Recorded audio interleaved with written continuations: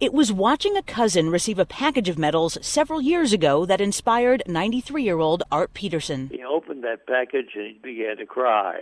That stuck with me because his family was changed because of those medals. He says his cousin's children no longer razzed their dad about his military stories because the medals validated them. So Peterson decided he would do the same for his fellow veterans at Aegis of Granada Hills, the assisted living facility they call home. General Manager Victor Mills says they frame the medals and have a festive ceremony to honor them. What may seem like just a ceremony to some, to the ones receiving it, it's kind of a big deal. Maragaret Carerro, KNX 1070 News Radio. World War II veteran Art Peterson can understand why most failed to get their General Service medals upon being discharged, despite having them listed right there on their papers. They want to get the devil out of there with their money and their pay to go home. He's doing the same, but was so touched by a cousin's reaction upon being gifted with his medals that Peterson has taken it upon himself to help his neighbors at Aegis in Granada Hills get theirs. General Manager Victor Mills. We go and prepare a nice box for them. It's like a picture frame box, except it has about 2 inches of depth.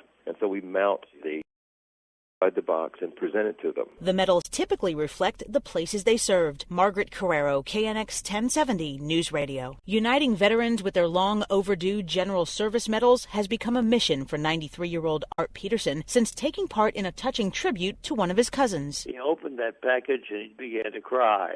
That stuck with me because his family was changed because of those medals. His family, 5 boys and 2 girls, were notorious for razzing their father about what he had done during the war. Peterson says the razzing stopped after that because the medals validated all of his stories. Since then, he's been helping several neighbors at Aegis at Granada Hills track down theirs. He also found a sweet way of cutting through the red tape at the VA to get it done. I make jams and jellies just as a hobby. So one day I brought in a couple of jars of my strawberry jam and said, "Hey, you guys have been pretty good to me. I just want to say thanks." They said, "Oh, we can't take that." I said, "Who said so?" And that was the last I saw of the jars. Aegis General Manager Victor Mills says interest among residents there grew after a ceremony was held earlier this year honoring 5 of them. The residents that were veterans that we didn't get to would say, well, what about me? What about me? And so it built on itself, and so we canvassed all the residents and found out there were 5 more. Among them are 2 ladies who served as nurses in the Navy. Mills says many of the medals tell the story of where they spent their time. You were